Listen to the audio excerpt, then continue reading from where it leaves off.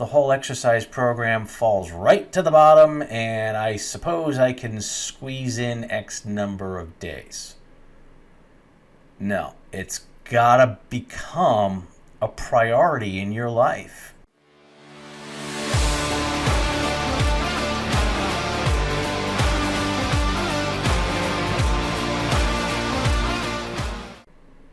Hi, Jeff Marsace, the Plain English Attorney, and welcome to this video on my fitness journey. We're really going to start to break down the exercise program that I put together.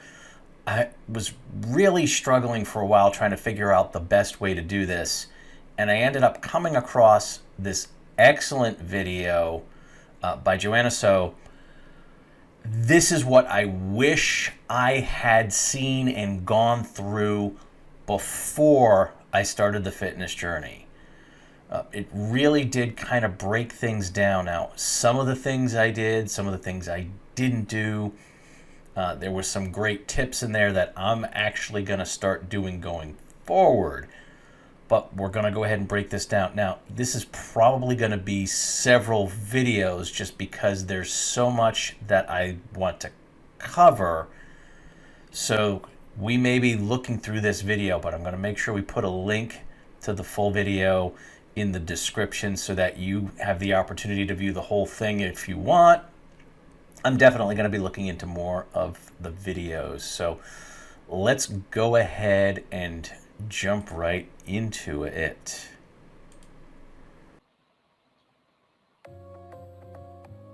Having an effective workout program is extremely important towards achieving your fitness goals. You can't just have a goal and expect to achieve it if you don't have a clear and detailed plan. Without it, you're probably wasting your time and effort. Here's what we need to know. There isn't a one-plan-fits-all solution. And that's an extremely important thing, to make sure that you realize there isn't just one thing that's going to work for everybody. You've got to find a plan that's going to work for you, consciously trying to target exactly what you want to accomplish. That's because we're all different. So creating an exercise program varies based on your age, goal, fitness level, lifestyle, and more. Even with tons of workout videos out there, you still need to have the knowledge of knowing why you're doing this workout, rather than just blindly following it. So what I'll be sharing with you today are the foundations to start a simple yet effective workout program. It might sound daunting, but once you know the basics and build from there, it isn't difficult. In fact, it is a lot of fun. That's an extremely good point, is actually sitting down, thinking about it, writing it out. Suddenly you've got a written plan and it's not nearly as intimidating as you had originally thought. You've just gone and actually put pen to paper. Now, I know people work on computers and whatnot. I'm still where I'll actually draw things out and write things out and then transcribe it over to computer because it helps me focus and remember it much more if I'm writing it down first. But it is an important point to make sure you're writing it down. It makes it so much easier. I'm going to try to keep it really simple and break it down into 5 steps. Consistency is the number one factor that will get you results. You have to train frequently across a long period of time. So let's get it right from the beginning. This is a long-term commitment that needs discipline. There's no shortcuts in getting the results you want. Hence, the first step is to assess your lifestyle and create a personalized program that will be consistent for you. Ask yourself these questions. How many days in a week can I dedicate to exercising? How long can each workout session be? What time of the day suits my schedule? Grab a pen and paper and write it down. Those are extremely important questions.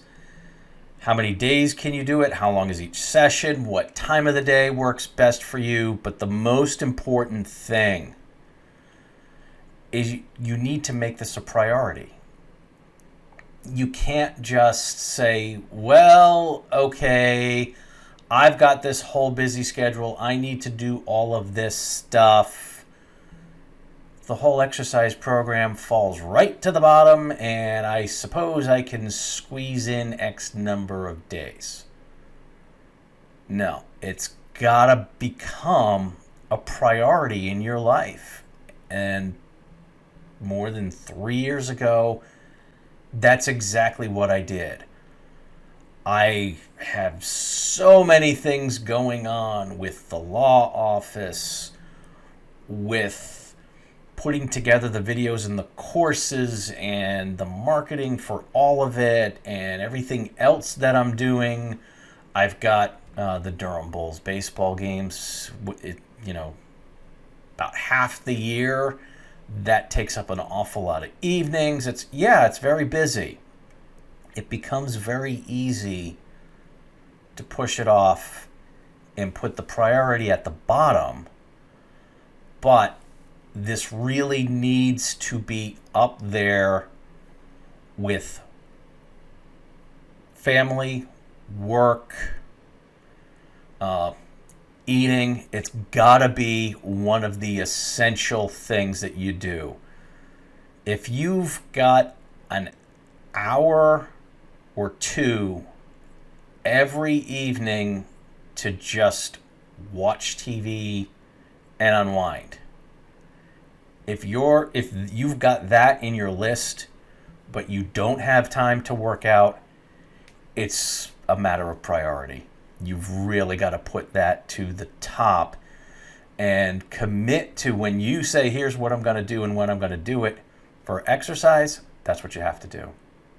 For instance, I would like to work out 5 days in a week and have 2 rest days. My workout days will be Monday, Tuesday, Thursday, Friday, and Saturday. My rest days will be Wednesday and Sunday. For each session, it'll be an hour long, and I like to get it done first thing in the morning before I start my day. So what did I do? I did 6 days a week, but it was typically for the strength training, for the muscle workout, and she's going to get to that. I was doing that 6 days a week, but focusing on different things and different exercises. And then I was throwing in the cardio for 20 to 30 minutes or more.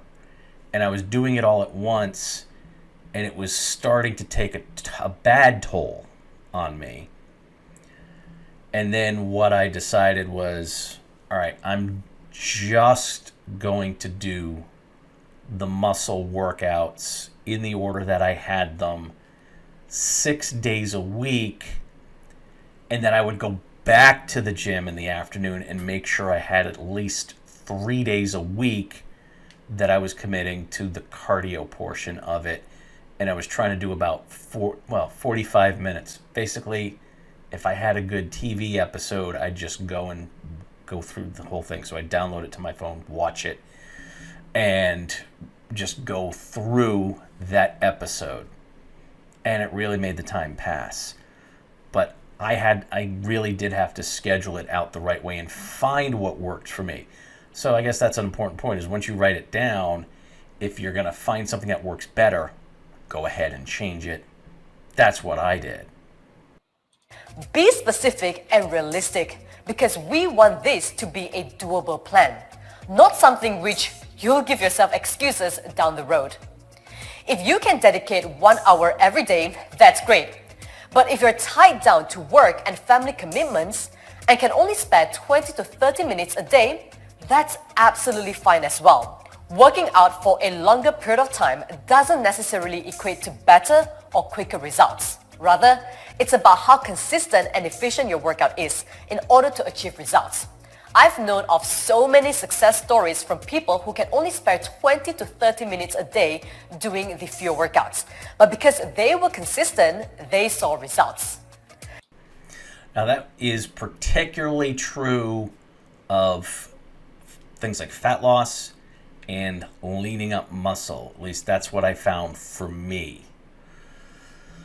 When you're if you're working out and it's only 20 minutes, you can get some cardio, you can get some strength, you can get some kind of combination exercises.